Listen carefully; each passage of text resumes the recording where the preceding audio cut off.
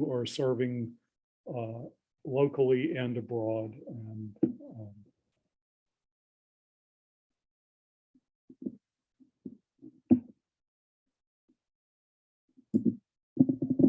thank you. Out of respect of your time tonight, we want to make sure we give you the floor to begin with.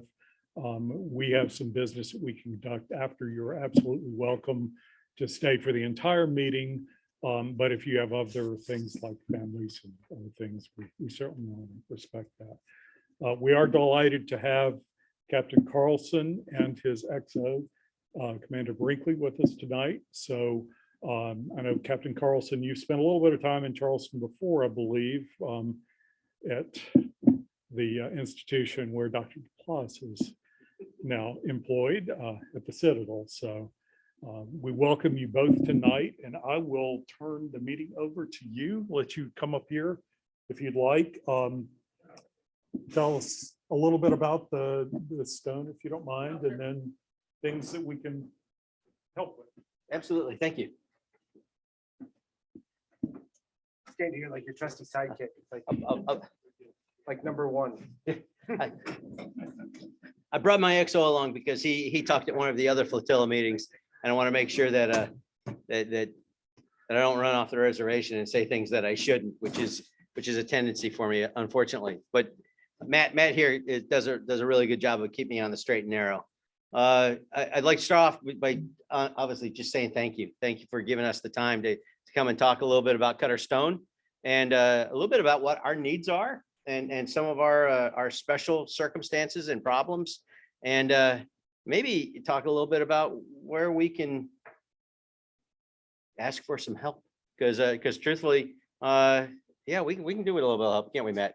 So, all right, first of all, Cutter Stone. Cutter Stone is the third national security cutter to be home ported here in Charleston. Calhoun is on her way, but she's not actually a cutter yet. She hasn't been commissioned. And then we've got Eldridge on her way as well. So Friedman, excuse me. Yeah. So you see, like I said, he keeps me on the straight and narrow. So within the next 2 or 3 years, you're going to actually see 5 of us in here. I'm a Citadel alumni. I graduated in 1990. You know, when I started out in the Navy, I was commissioned in the Navy when I started with, and I laugh because when I came here in 1986 for the first time as a brand new knob, this was absolutely a Navy town. Charleston was a Navy town, and to a certain extent, I think Charleston thinks she still is a Navy town. When I talk to the Navy League folks, it's a Navy town. Yeah, we've still got the Naval Weapons Station up the river. You've got the Nuke Power School, but by the end of the decade, we're going to have as many coasties here as we had Navy, which which completely blows my mind. We're going to have the 5 national security cutters. We're going to have the buoy tender Willow. She's home ported here as well already. And by the end of the decade, the projections are we're going to have 5 of the brand new offshore patrol crafts. Those are the medium endurance cutter replacements. Now, when I say medium endurance cutter, you have to understand these are going to be 380 feet long. That's the same size as the old 378 high endurance cutters, and the size of the crew is going to be about the same. So we're bringing a lot of folks into Charleston, and there's some issues that we can honestly use some help with. So Cutter Stone, she's 418 foot long. I've got a crew of anywhere from 120 to, when we get underway, up to 150 type folks. The thing that makes Stone special from the class that she's replacing is obviously some of the new technology that's on her. So she's got a very, very robust signals intelligence capability. If you think about it, anything in the electromagnetic spectrum, we can suck up, and we can real time distribute it to the intelligence community, which is massive for the federal government. Matt and I's last job, just before we came down here last summer, I was the director of maritime law enforcement, defense operations, and maritime security response policy. The worst title in the Coast Guard. Try fitting it onto onto a business card. It didn't. So I had MLE, I had ODO, and I had an MSR working for me. Matt worked for defense operations.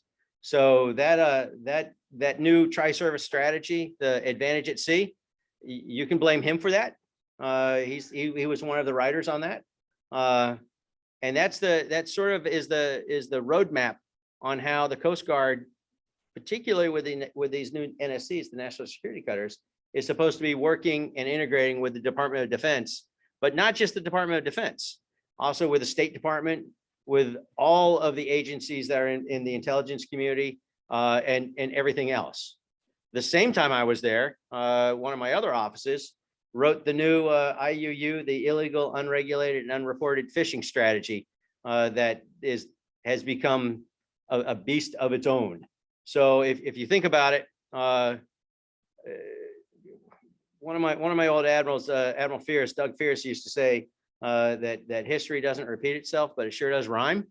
I grew up as a cadet at over at the Citadel, taking my NROTC classes, fully preparing that I was going to be going toe to toe with the Soviet Union, and that I grew up in an era of great power competition. And here I am in 06, and I'm right back where I started. It's just sort of a different country now. So everybody's realized that these national security cutters, where we really fit in is in the we now talk about the competition continuum, everything from partnerships to full on launching missiles, warfighting is that continuum. The Department of Defense, the Department of the Navy, the State Department, the National Security Council, everybody has sort of acknowledged that the Coast Guard's place is in that what we call the gray zone, that area where that's not exactly conflict, armed conflict, but not really friendly partnership either. So that's where we fit in. And illegal, unreported, and unregulated fishing absolutely fits into that realm. 20% of the seafood that you buy here in downtown Charleston, well, maybe not in Charleston because we have a pretty robust fishing community, but where I lived in DC, 20% of all the seafood that I bought at the grocery stores, it didn't matter whether it was Whole Foods, whether it was dolphin free, whether it was organic, whatever, roughly 20% of it was caught illegally. One of our near peer or peer competitors has the world's largest distant water fishing fleet, and they sail around the world. And when I say the largest, by an order of magnitude of 5 times, 500% more fishing boats sailing around the world, fishing illegally in many cases, and then transporting that protein back to their home country. And unfortunately, the reality of our world is there's a lot of places in the world, West Africa, I would say Central America, South America, heck, even in the Caribbean, where the nation's territorial seas and their EEZs, their exclusive economic zones, those nations really don't have the means or the wherewithal to police and enforce their own sovereignty. So it's a great place for us because it's for in the world that we're in right now of great power competition. It's a way to push back against some of those nations who are encroaching and are bad actors, if you will, while building partnerships with countries that we absolutely desperately need to have sort of in our side, on friendly with us. So that's a large part of what these national securities cutters are doing now. Yes, we will always do the counter drug mission, but I think a perfect example is our last patrol. We participated in Op Southern Shield. We went through the canal, and the first half of that patrol, even though it was a pretty successful counter drug patrol, we got 2-3 busts. We had a lot of detainees. We confiscated a ton of cocaine, a lot of cocaine. The first half of it was spent doing illegal fishing, where we took Panamanian shipwrighers and we took Ecuadorian shipwrighers at first and sort of put them together on the boat at the same time and helped them patrol their own waters. In fact, it resulted in the first, at least the first that I know of, case of Panama prosecuting Ecuadorian boats that were fishing illegally in Panamanian waters. It was the first time that we'd been able to facilitate that. And then we left there and we picked up Costa Rican and Costa Rican and Colombian shipriders and took them underway and did the exact same thing. So it's one of those cases where the big gray boat, when they slide into another nation, into their waters, sometimes it's not as welcome as the big white boat with a racing stripe. So that's a large part of the mission that we're doing right now. And it's I'll be honest, I find it exciting. You don't have the instant gratification that you do of launching a helicopter at 3 a.m. and dropping boats in the water and chasing after go fasts and all those things. But if you look at the long-term investment and the long-term consequences and the sort of stop playing checkers with some of our adversaries and start playing chess, it becomes for me as a guy who's played in the policy world now for a little bit, I find it exciting, and my XO says he does too, but that's because he agrees with me because I'm the captain. Part of the contract. So, when I started thinking about it a couple of weeks ago, I started trying to think, all right, what are we actually doing with the auxiliary these days? And I asked around the waterfront, and I don't think we're doing much right now, and that's a shame because I'll be honest, my entire career, I have, I was telling sea stories earlier. I have bounced back and forth, crossing paths and crossing wakes, if you will, with the Coast Guard Auxiliary. When I was a young lieutenant, junior grade, I worked for waterways management for 5th District in Inland area, and we had a huge problem at the time of verifying private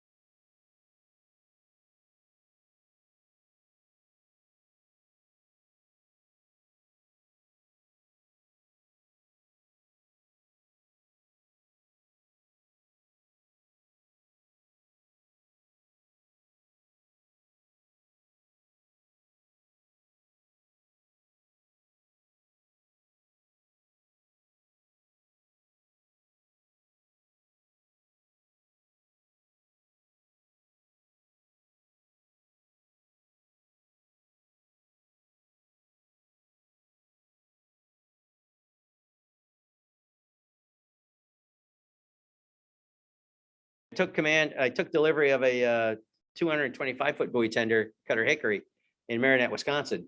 And we sailed that boat all the way from Wisconsin back to Homer, Alaska.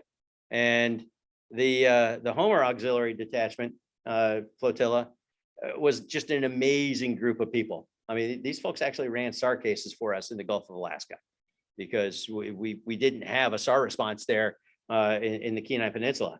And these guys would run SAR cases for us. And one of the auxiliarists who was, honestly, I think Sandy was 70 years old at the time, asked if he could ride with us. So we cut him orders, and he boarded us in Cleveland and sailed us the whole way around. And we told him, Sandy, if we're doing this, you're going to be part of the crew. And that's exactly what he became. He qualified as the postmate of the watch. He stood all his watches. He stood one watch a day, and that's what he said. He said, "Look, I'll stand one watch a day, but I can't, and it's not going to be the 4 to 8s, and it's not going to be the mids." So every day from noon to 4, noon to 1600, you'd find him up on the bridge as the postmate of the watch. And it was funny because on a cutter, almost every day from noon to 4, what is it you do? Drills and exercises. You always do your damage control drills right after lunch. And Sandy became the dedicated pipe guy. He was on the minute that drill started, he was on the 1MC, actually, setting general emergencies, setting general quarters, telling people where the fire was and everything else. And that to me is another place where I think we could truly benefit from the professionalism and the expertise that you could bring. So what am I asking for right now? Really, I think we don't know what's possible right now because we just haven't explored it. I don't know what expertise your flotilla is bringing. I don't know what your desires are. I will tell you that I will entertain anything. A few of the things that I would love to see. If you've got some folks that really just enjoy being in the galley, enjoy cooking, and my cooks would love to benefit from your experience. I guarantee you, my CSs they're young. They've all been to culinary school, but they can all benefit from learning something else and being around other people who just are there because they want to be, not because anybody's forcing them to be.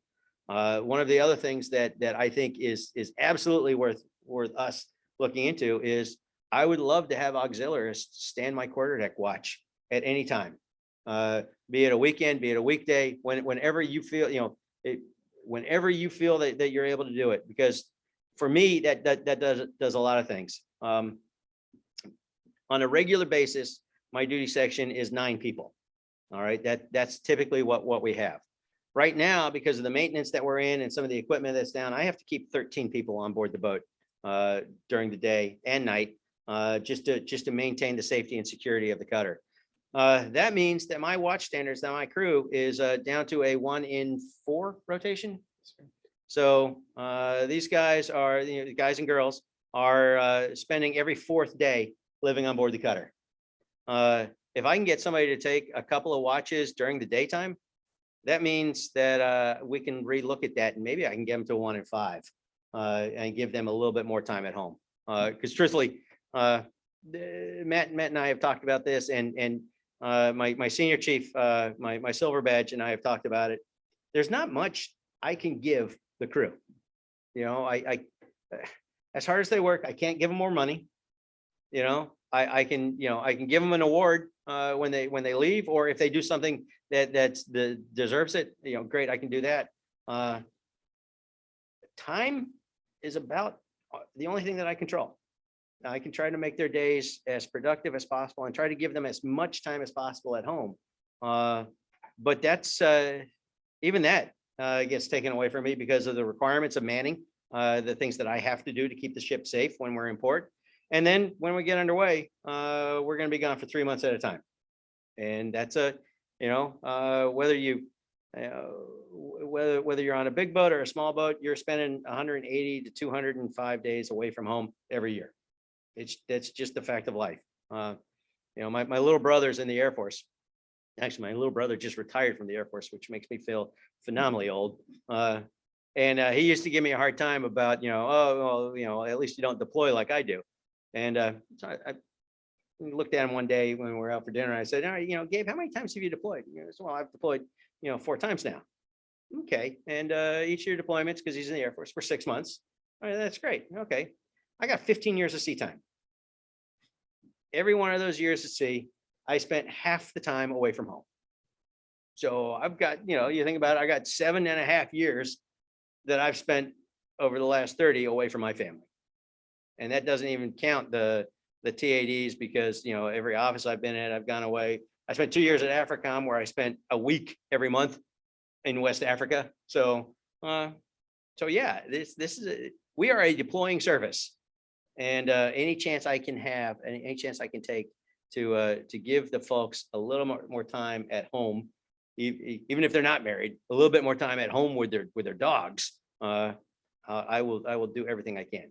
So that's where I'm coming. I'm coming with my hat in my hand, and I'm asking for let's see what's possible, because I am willing to try anything right now, and I think particularly my youngsters can only benefit from being around people who have a little bit more life experience than they do. Because trust me, a lot of times they think they know it all, truthfully, even compared to me. So what did I miss, XO? Anything? No, sir, they don't want to hear the XO talk. I think we covered everything. For the record, the EXO spoke at the late meeting. Did a phenomenal job.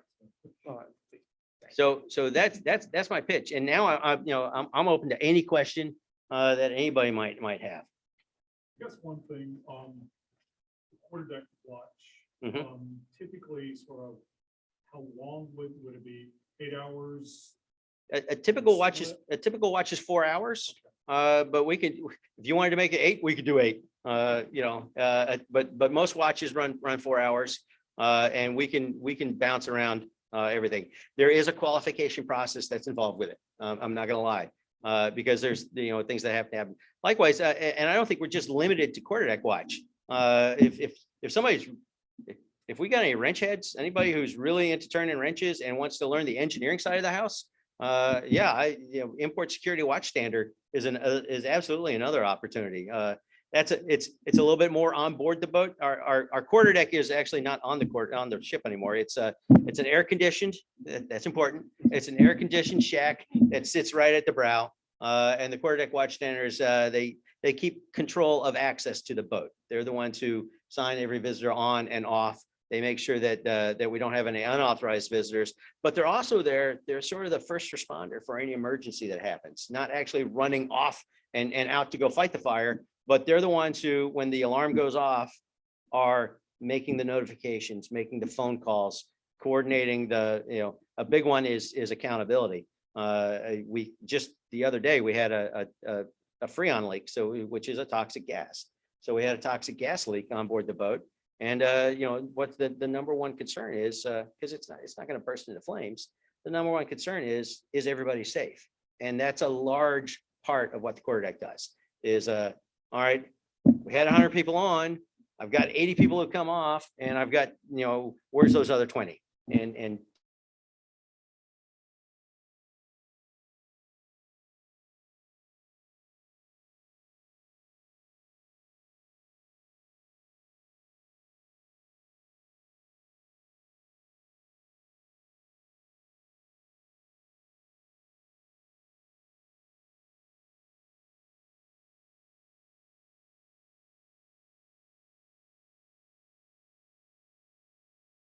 process would be, because obviously it's not a qualification process, just like our crew having to do a whole bunch of things. We can tailor it to specific individual drills or individual watch stations based on the needs that serve us. So it won't be as robust as ours. We're going to make our guys continue with what's expected, but we can definitely tailor the qualification process a lot lower, a lot less to make it easier for everyone. Security and vaccination requirements for people that are interested? right now, we're requiring everybody on the boat to be vaccinated. You do not have to be boosted. And if you're not vaccinated, have to be masked. So those are our requirements. Security is through FLETC, the Federal Law Enforcement Training Center. And you know what? I'm not gonna lie, it's a hassle. But we've reached the stage now where I think we can make it happen. It shouldn't be that hard, unless you're a convicted felon or yeah. Or you have dual nationality, yes, that's not insurmountable. It just takes a little bit longer. It just needs a 30-day notice for that, and I will.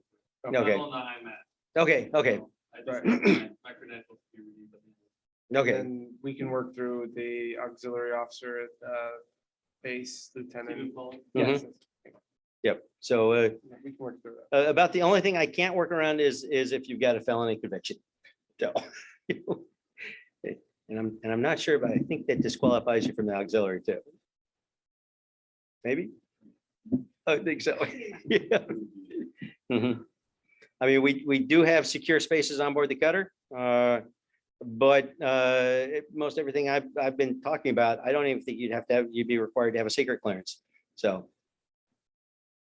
we just wouldn't give you access to the classified spaces. That's easy. Mhm. Would the quarterdeck be the initial qualification and you want to do something like that? I honestly, I'm open to just about anything.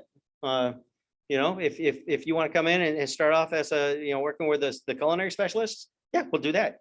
If what you really want to do is a security watchstander, working with the engineering department, yeah, I'm willing to do that too. Right now, I think we're just at the stage where let's kick the tires and see what happens. We have a list of all the qualifications and special areas that we are qualified in. Would you be interested in viewing that? Oh, absolutely. To see what Mhm. you might Yep. be able to find? No, absolutely. Yeah. Yeah. Why not? The more commonalities we can find, I think the easier the process becomes. I am not going to lie. I'm going to be very, very selfish. All right. Cutter Stone is the one who started this process. No fair being poached by Hamilton or James. All right. We started this. But with that, I mean, your qualifications, you have your qualifications, but if there's something that you are interested in or want to do that you're not qualified for, we can tailor something around that. Yeah. Mhm. Just because you're not qualified doesn't mean you can't. do it. Yep. And we're capable of, I mean, we do have PQS personal qualification standards, but we can always take one of those and turn it into a JQR job qualification requirement, which will be Stone specific. Just to make the process a little bit, what we'll do is we'll take the PQS and we'll go, yeah, that's not going to apply. That's not going to apply. That's not going to apply. These are the things that need to be accomplished and demonstrated to get you qualified. I've already kind of looked and started that Mhm. process, so but we're on the ball. We just, as Captain said, want to kick the tires, see if anyone's interested, and if so, let's start a program and bring someone over. Would you say the quarterdeck watch standing would be one of the things that would help the most initially? Yeah, I think it would. I really do think it would. Would it be beneficial for us to find out who's interested from our flotilla and the other, sort of coordinate whatever training? So Absolutely. Yes. You're absolutely right. It would be easier to come as a collective unit rather than this flotilla Yep. and the other flotilla. And so we can, if we have one point of contact that we can reach out and say, hey, here's the JQR, here's what we need, who's interested. Yep. And coordinate it all one voice versus having to coordinate two. It- It would make life a lot easier. And I realize everybody's got lives. If you need me to coordinate a Saturday or a Sunday training day, or even a Saturday or Sunday, just familiarization. Hey, come and see Stone and see what it is. I'm more than willing to do that. Likewise, evenings, because let's face it, the crew's on duty. They're not going anywhere anyway. They can either, sit on the mess deck and watch TV, or they can, do something. And from what I've seen of our crew, they'd rather be doing something. Honestly, they truly would. We've we've got a lot of JOs that need Yep. to be Mhm. occupied. Yep. And right now I got cadets on board as well. So, this is a great project for them.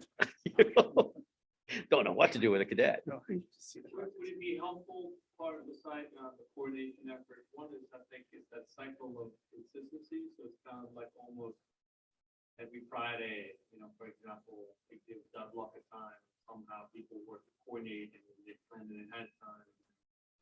Where we would just kind of say, we commit to that block, we almost adopt, is that correct, that block of hours? And then I'm willing to do whatever works for you all.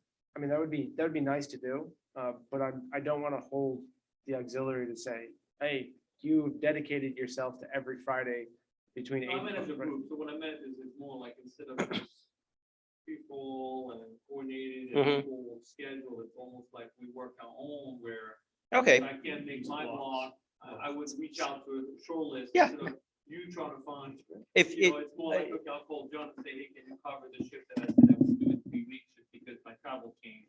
But that way it kind of like works to support you. no, It's out of your mind. No, you know. so I guess what you're getting at is, if we're building out our watch schedule, if the auxiliary commits to, hey, every Saturday, we're gonna cover, 8 to noon, and I just let you guys decide who it is. Yeah, I'm absolutely fine with that. Yeah, that works great for us.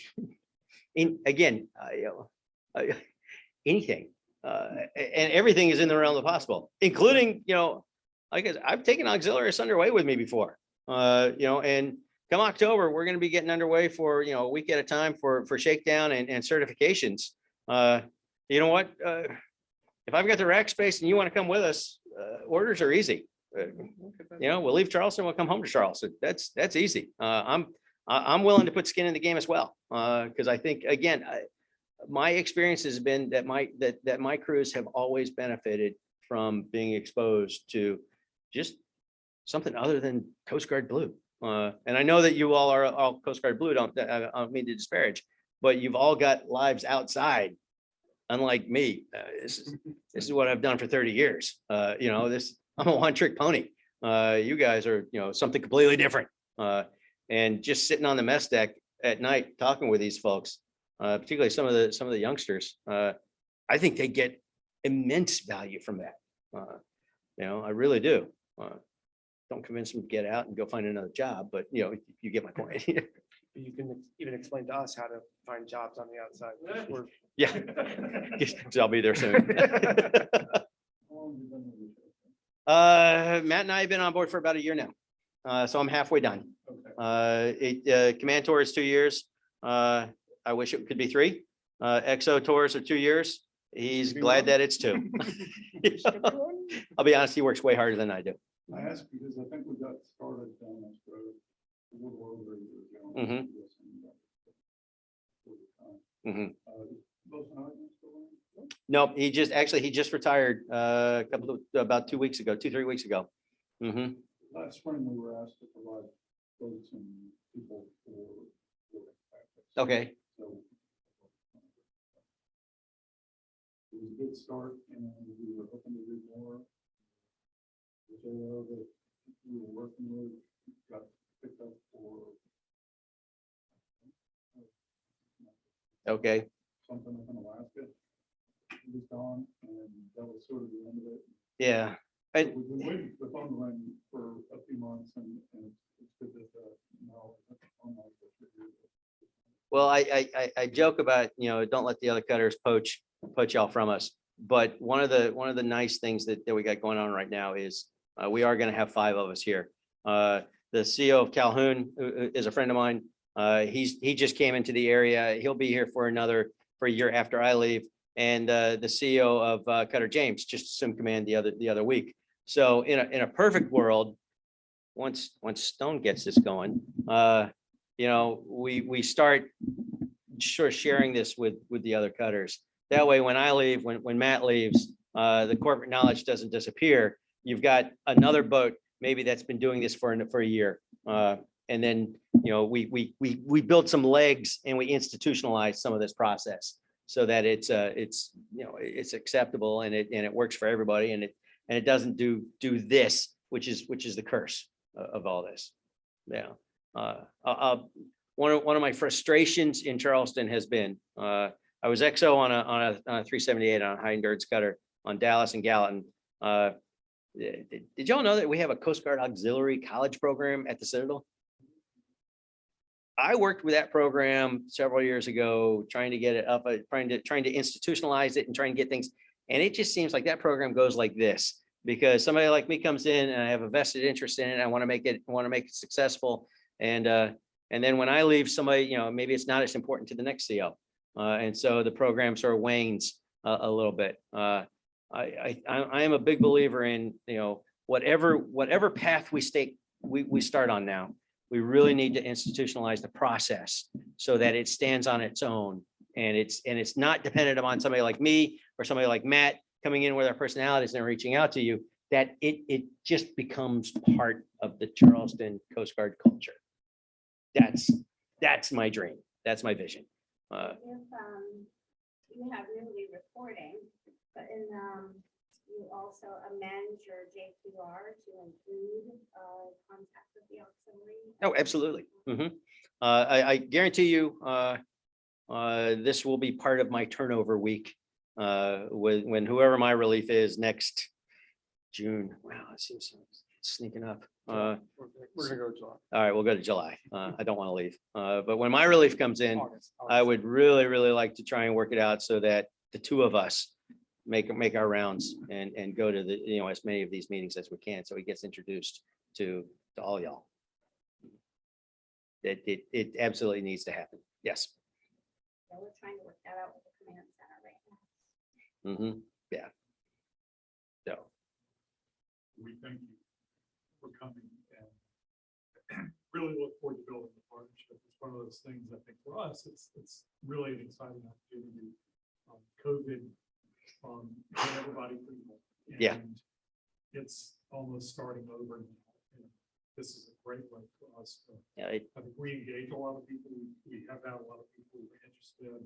I think we can put our heads together now, come up with some ideas yeah. of other things, find out how many people are interested in watching the presentation and work with the other flotilla to get something. Yeah. Like I said, I'm willing to entertain anything, because I think the slate's clean. We can write our own path right now. We can pretty much come up with whatever you all are willing to do. So long as doesn't go contrary to Coast Guard policy, I'm willing to entertain it, honestly. And I can't think of anything that would really go completely contrary. No, sir. Yeah. So, it's I think it's an exciting opportunity, and I look forward to seeing hopefully what we're able to work out. It'll be fun. Appreciate it. Well, thank you guys for having me. And I don't mean to bolt and run from the meeting, but like I said, about the only thing I can give folks is time. And so I'm going to give Matt time with his wife. I'm going to spend some time with my wife because I've been on the road for a while. Thank you. I'll follow up with an email. Both of y'all. Yeah, please do. Please do. I've got your email. Yep, absolutely. Jimmy, send me an email. We can figure it out. Yeah, I think we can do some really good stuff. If those are valid, we'll find a way. I'll make it happen. I remember Stone organizing. Yes, he was. But he's a gutterman first. He was a Cutterman first, yes. You have to do something. But Thank then you. after Thank you. he was an aviator, he went back to being a gutterman. That's true too. Thank you. He knew what the right choice was.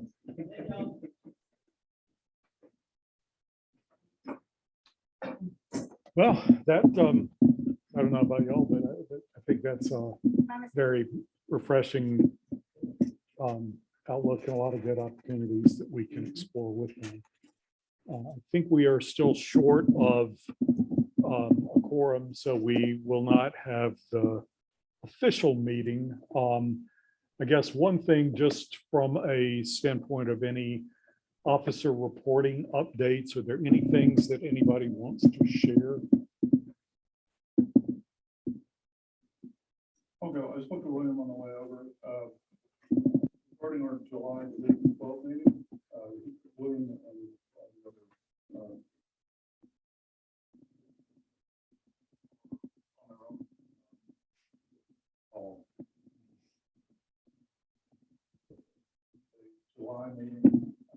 I've been planning to do that virtual because of the restrictions on everybody. study. We're now going to make that.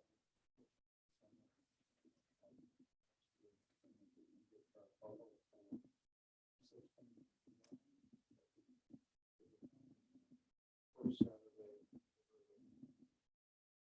Or for doing the holiday, so we're using them the 16th.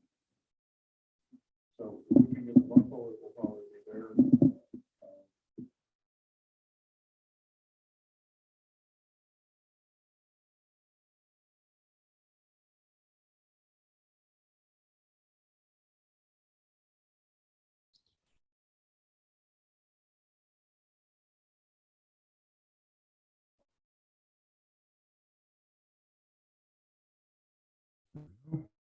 There you go.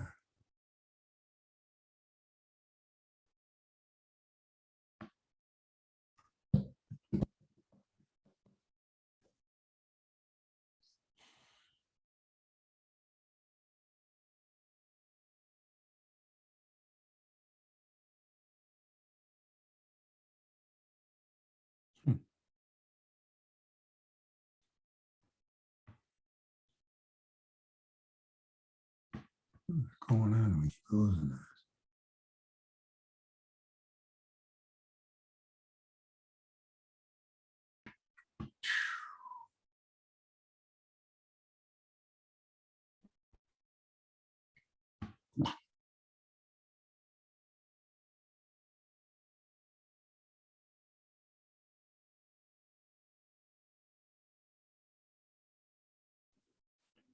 Every time we lose the audio, it comes back.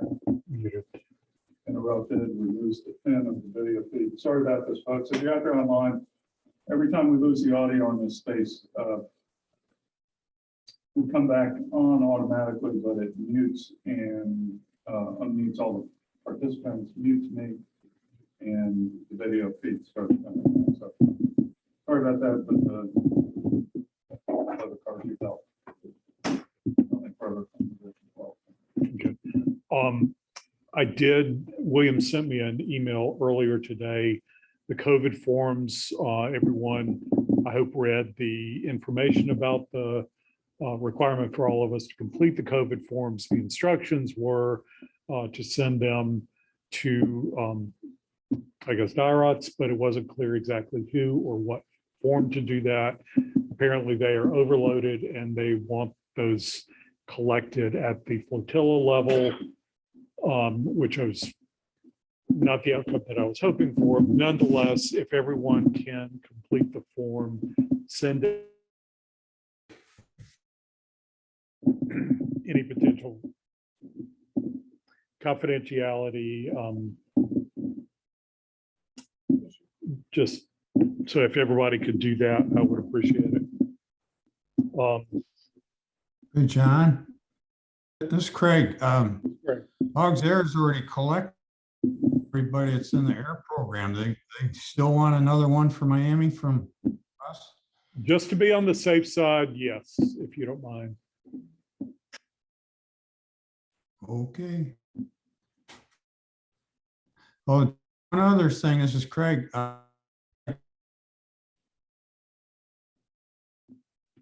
Greg, it broke up.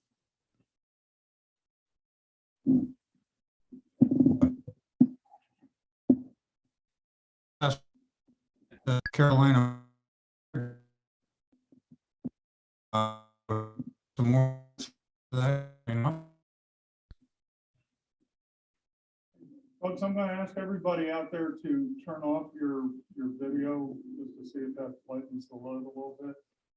We don't need to see you. If you got a question, we can hear you.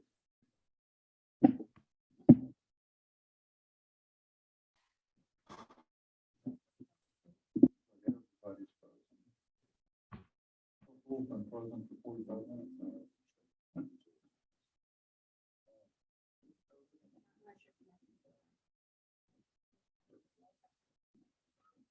Whether or not you're on my wrist.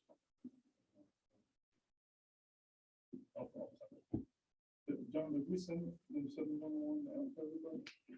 No, I got it through the air program. I can, yeah, I'll send it out.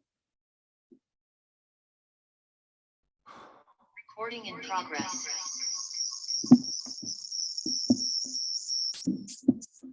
Walter, if you want to mute that one.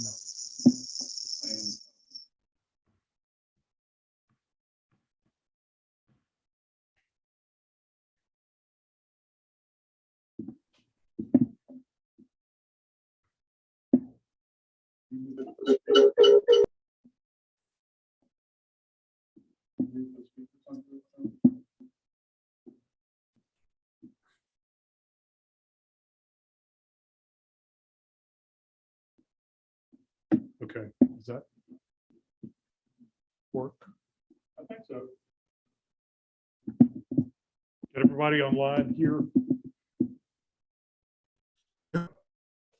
Craig, do you mind repeating what you were saying was garbled? We were hearing about every fifth word.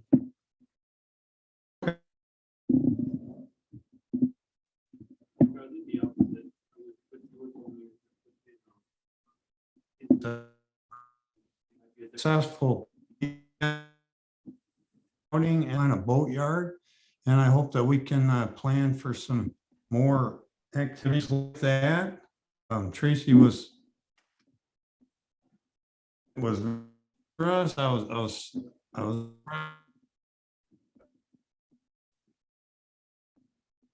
to because they Trying to figure it out. It's still, we're still having issues here. Just hold on What one is it second. we're trying to get? If it's something that can be written, around, I don't know that we're going to fix it. If I mute this Yep. machine, nobody online can hear what's So happening. they can get to the supposedly was for his side of service is not going to be yours. I think let's try to put yours on hold and see if we can get his stuff.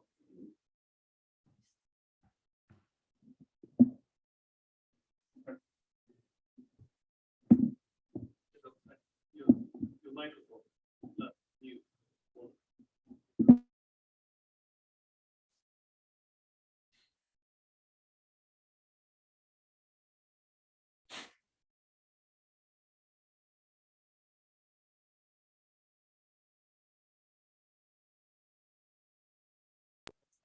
Craig? yes. Okay. Okay, everybody. We were having some issues with feedback. I think what you were saying was the boatyard, the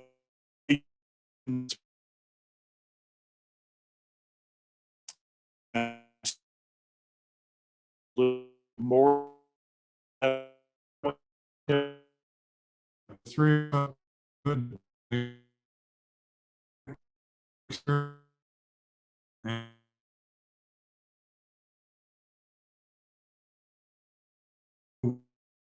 some people off a ramp line to inspect their craft, and so it made it kind of a nice event, and I hope that we see some more like that coming up. She was very receptive, I think, to try and schedule some more.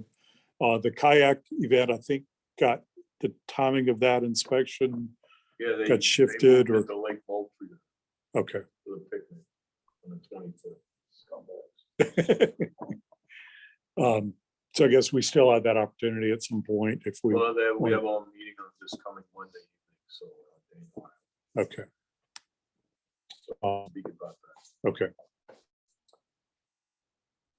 Any other officer updates? Yes.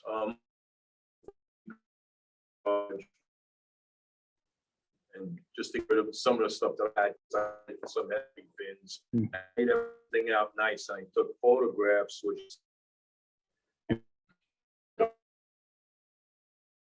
But if you want to know if we have it, we have, and I filled up the paddle craft and some of the federal reg books that I had.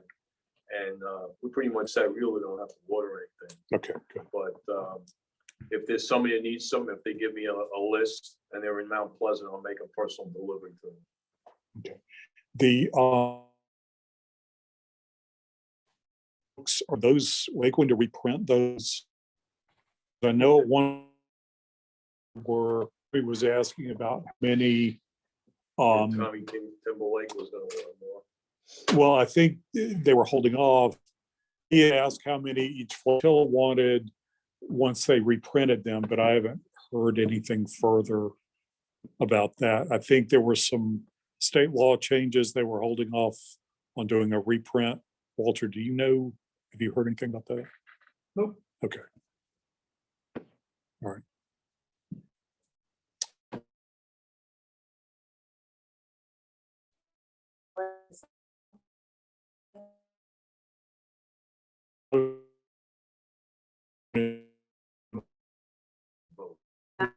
Can't vote. John, I do have, John, this is Kathy. Yes, Does that mean we can't vote on the minutes or approve the minutes? Or can we? that's correct. Okay, We are short.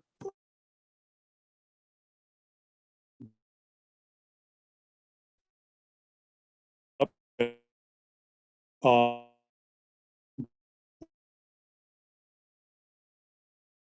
Buckle, at the seat. Then we'll vote on it.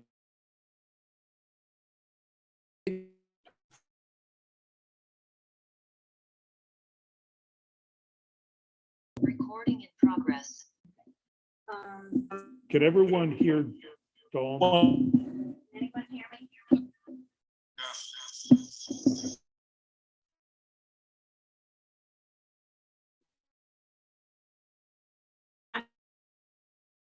We had an offer,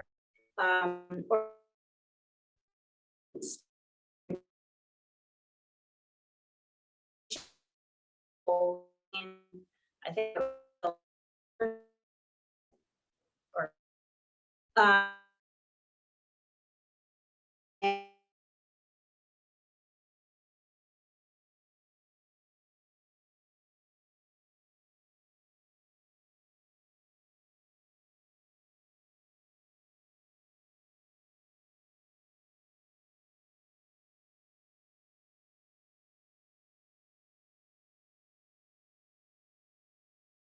and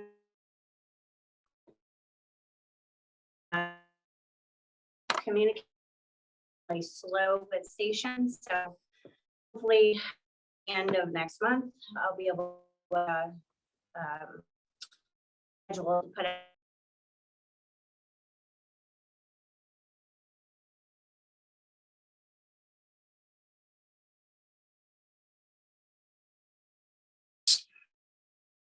The Navy League.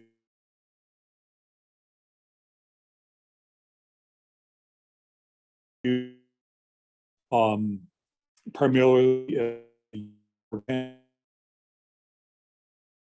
or looking to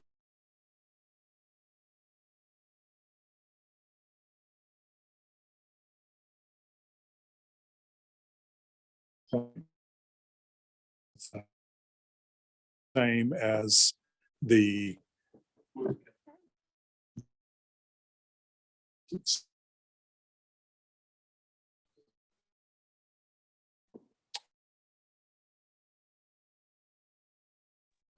last thing I'll mention.